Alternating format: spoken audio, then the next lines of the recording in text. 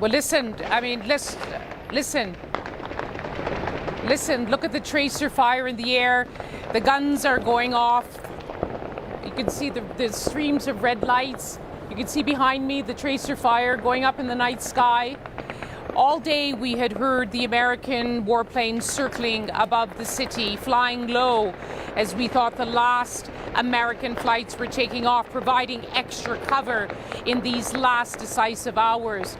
But it's now the 31st of August in Afghanistan, the day that President Joe Biden said the American military mission, the 20-year engagement by US-led NATO forces, would formally end.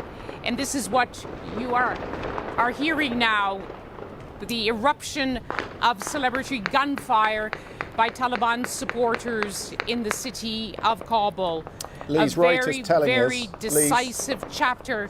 Let me just interrupt you. Reuters now reporting that the last US troops have withdrawn from Afghanistan. Well, I don't think we need to look at the news wires. You just have to listen to what's happening in the skies above us in Kabul. If that isn't confirmation, I don't know what is. Just listen to the crackle of gunfire.